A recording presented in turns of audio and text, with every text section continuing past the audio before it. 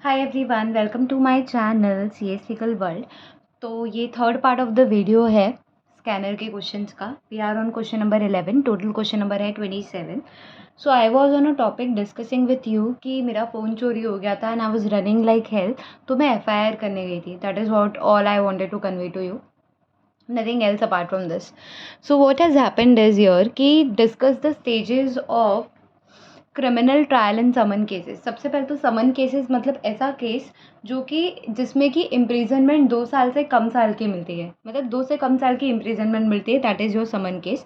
फिर बोला है that according to section 2W of code of criminal code 1973, summon cases are those cases firstly वही के offences is punishable within for imprisonment for fewer than 2 years। तो सबसे पहले होता क्या है भाई साहब, समन केस में क्या होता है? सबसे पहले होता है प्री ट्रायल। प्री ट्रायल मतलब आप एफआईआर करोगे, जो कि मैंने किया था। करेक्ट है कि नहीं? उसके बाद प्री ट्रायल के बाद होता है चार्जेस। तो चार्जेस मतलब क्या होता है कि नॉर्मली तो चार्जेस रिटर्न में लिखा जाता है, लेकिन समन केसेस ऐसे होते हैं एज आई सेड जो लाइक 2 साल से भी कम इम्प्रिजनमेंट वाले होते हैं। तो समन केसेस में जो चार्जेस है वो राइटिंग में लिखा जाता है। Are not framed in writing, orally बोला जाता है। So the accused appears before the court और is brought before the court and the magistrate would orally state the facts of the offences he is answerable for. तो orally charges लगाया जाता है कि section इसके 312 के तहत आप जाते हो जेल के अंदर। दैट इज ओरली होता है चीज़ें, जैसे मूवीज़ में देखते हैं हम। ठीक है। फिर होता है प्ली ऑफ गिल्टी। अगर वो अपनी गलती मान लेता है तो मजिस्ट्रेट उसको कन्विक्ट कर सकता है। ठीक है।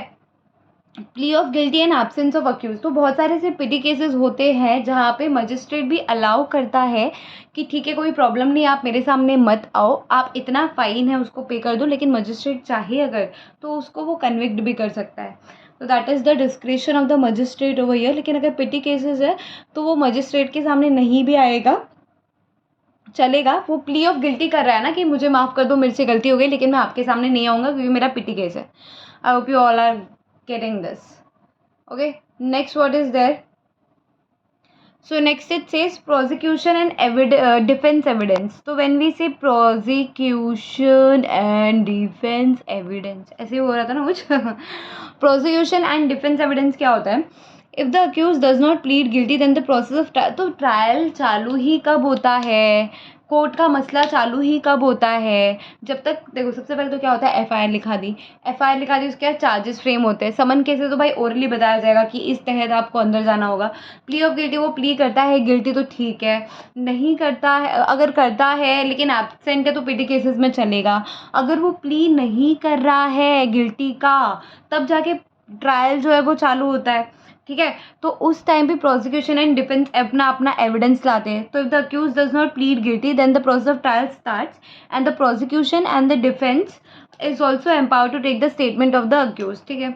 जजमेंट मतलब वही भाई कि क्वांटम ऑफ मतलब जजमेंट मतलब बताने की जरूरत नहीं है, you all are very much expert, law के एक्सपर्ट हो आप सभी। जजमेंट मतलब कोर्ट अपना जजमेंट देगी, मेरा ये मानना है, मतलब कोर्ट का ये मानना है। Now, next question, question number 12. Explain various stages of criminal trial in warrant cases. अभी हमने stages of summon cases, stages of summon वाले ट्रायल किए थे ना, कौन से क्रिमिनल ट्रायल ही किए थे, बट समन केसेस में किए थे। Now this is a warrant case. Warrant case मतलब ऐसा केस जिसमें इम्प्रिजनमेंट 2 साल से ज़्यादा है, या तो जिसमें डेथ का पनिशमेंट मिल सकता है, लाइफ टाइम जेल में रहने का पनिशमेंट मिल सकता है। इसको 3 तरीके से क्वेश्चन को बनाया गया है कि स्टेजेस ऑफ क्रिमिनल ट्रायल बता दो वारंट केस में, या तो different stages of criminal trial बता दो वारंट केस में, या तो right notes on the following enumerator, मतलब सेम ही है। Is warrant case when private complaint is instituted. ठीक है। अब प्रॉब्लम ये है बेटा, देखना कभी कभी आया है ये क्वेश्चन, आया 2020 में, 2022 में। This one must have come in somewhere around 2019। ठीक है, क्या ही फर्क पड़ता है, आने से मतलब है।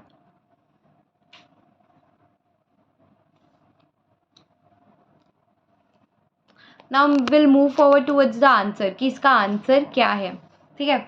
देखना क्या बोल रहा है। According to section 2x of code, तो वो कहाँ पे था जब हम समन केस की बात करें, दैट वाज 2W, यहाँ पे 2x है, of the criminal code of CRPC। A warrant case is one, जहाँ पे ऑफेंसेस जो है पनिशेबल विद डेथ है, या तो लाइफ टाइम के लिए पनिशमेंट इम्प्रिजनमेंट है, या फिर imprisonment for a term exceeding 2 years के लिए। I of course we know that, we have just discussed on that. ठीक है, अब इसके वेरियस स्टेजेस क्या है। अच्छा, मैं आपको एक एग्जांपल देती हूँ, ठीक है, एक एग्जांपल देने की कोशिश करती हूँ। 3 चीज़ें। मैं तो रेप करूँगी नहीं, मैं लड़की हूँ, मैं अच्छी बच्ची हूँ। किसी लड़के ने किसी लड़की का रेप कर दिया, ठीक है भाई, इतना तो पक्का है कि 2 साल से ज़्यादा की जेल मिलने वाली है, वारंट केसेस हो गए। किसी आदमी ने एक औरत का मर्डर कर दिया, पति ने पत्नी का मर्डर कर दिया, या फॉर एग्जांपल किसी ने भी किसी का मर्डर कर दिया फॉर दैट मैटर, भाई ये तो आ जाएगा वारंट केस में। या तो लाइफ टाइम, या तो उसको डेथ की सज़ा दे दी जाएगी, या तो लाइफ टाइम इम्प्रिजनमेंट मिल जाएगा। डेथ की सज़ा किसको देते हैं, जैसे आतंकवादी हो गया था, उसका नाम भी मेरे को लेना नहीं है, याद भी नहीं आ रहा, जो भी है। अभी आया था ना अपने इंडिया में, छोटा सा मतलब क्या ही बोलूँ, बच्चा बोलूँ, I don't want use bad language, ठीक है। तो ठीक है, तो ये सारे केसेस में क्या बोलोगे आप, ठीक है, ओरली इनके चार्जेस को फ्रेम कर देते हैं, बोलोगे क्या, नहीं बोलोगे ना बेटा जी, क्यों नहीं बोलोगे, because of course you don't want to do it orally, it's a serious crime. So सबसे पहले तो क्या बनेगी, सबसे पहले फर्स्ट इन्फॉर्मेशन रिपोर्ट बनेगी, मतलब FIR बनेगी। फिर होगा इन्वेस्टिगेशन, इन्वेस्टिगेशन मतलब पुलिस अपनी रिपोर्ट बनाती है। फिर होगा चार्जेस फ्रेम, अब यहाँ पे ओरली चार्जेस फ्रेम नहीं होगा, रिटर्न में होगा। प्ली ऑफ गिल्टी, उसको बोलेंगे तो अपना गिल्टी प्लीड कर रहा है क्या, अगर वो वॉलेंटरी अपनी गलती मानता है क्या, प्ली ऑफ गिल्टी कर रहा है क्या, तो उसको वॉलेंटरी एक चांस देते हैं। माना तो ठीक है, नहीं माना तो फिर पता ही है आपको।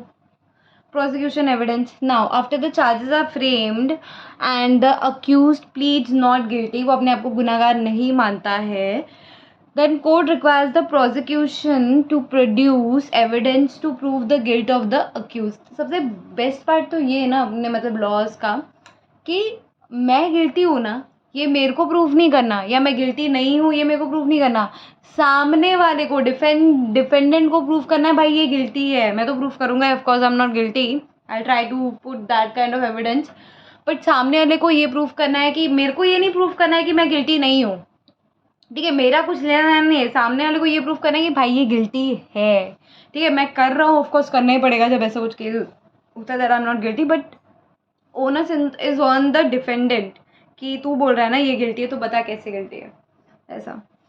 Prosecution evidence statement, prosecution evidence, ठीक है, प्रोड्यूस करने बोलेंगे एविडेंस, उसी को बोलते हैं एग्जामिनेशन इन चीफ। फिर है स्टेटमेंट ऑफ द अक्यूज, तो फिर जो भी एक ना हम अपॉर्चुनिटी देंगे उसको टू बी हर्ड का, और हम बोलेंगे बोलते हो क्या बोलना है, और जो भी बोलेगा गीता पे हाथ रख के हम उसको रिकॉर्ड कर लेंगे, जैसा उसने बोला एग्जैक्टली वैसा। डिफेंस एविडेंस मतलब क्या है, an opportunity is given to the accused to provide evidence so as to defend his case, so the defence can produce both oral and documentary evidence. So defence evidence है वो orally या फिर documentary दोनों evidence दे सकता है अपने defence में। Judgment, of course I don't have to tell you what is judgment, the final decision of the court based on the evidence that he gets. फिर बोला है एंड में, इफ़ पुलिस, देखो अब ना 4-5 चीज़ें हैं, कि अगर मैं पुलिस के, अब मैं भी गई थी जब मेरा फ़ोन घुमा था ना, तो पुलिस ने मेरे को FIR लिखने के लिए बोला था, ठीक है, तो मतलब बोला था ना यार, मैंने लिख दिया, फ़ोन घूम गया and all that, but what if अगर उसने FIR लिखने से मना कर दिया होता कि हम आपकी FIR नहीं लिखेंगे। मोस्ट ऑफ द केस में होता है ना कि कोई घर से गायब हो गया, तो फिर पुलिस बोलती है ना 24 घंटे के पहले हम आपकी FIR नहीं लिख सकते हैं। लेट्स से 48 आवर्स हो गया, पुलिस बोल रहा है हम आपकी FIR नहीं लिख सकते, दैट्स रॉन्ग राइट।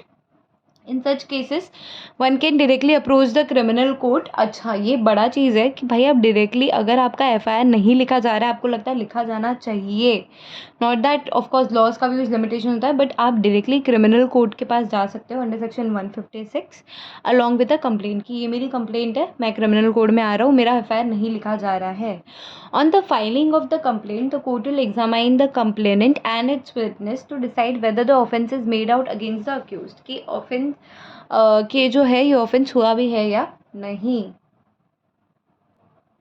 फिर क्या बोल रहा है, after examination of the complainant, एक बार एग्जामिनेशन कर दिया कंप्लेनेंट का, जो कंप्लेन कर रहा है, the magistrate may order an inquiry into the matter by the police and get him submit a report for the same. तो एक बार मजिस्ट्रेट को लगा कि भाई ठीक है, सही बोल रहा है, मजिस्ट्रेट जाएगा पुलिस के पास, बोलेगा मेरे को रिपोर्ट बना के दे। Upon examination of the complaint and the investigation report, if the court concludes that the complaint is genuine and the prosecution has sufficient evidence against the accused, it may issue a warrant or summon depending on the facts जो भी होंगे। if तो warrant देगा तो समन देगा, जो भी जैसा भी केस हुआ उस हिसाब से। if the court does not find any sufficient material shall dismiss the complaint and record its reason for such dismissal। ठीक है भाई, क्या ही बोले मतलब अभी। फिर है कि डिस्टिंग्विश करो between the following, that is someone and warrant. ठीक है, कर लेंगे कि समन क्या है एंड वारंट क्या है, उसके बीच में डिस्टिंग्विश करना है। So basically someone is a type of notice comprising details of the parties and the nature of case. ऐसे पढ़ पढ़ के तो बोर ही होना है। चलो पहले मैं इसको खुद पढ़ लेती हूँ, फिर आपको हिंदी में समझाती हूँ, it will save your time.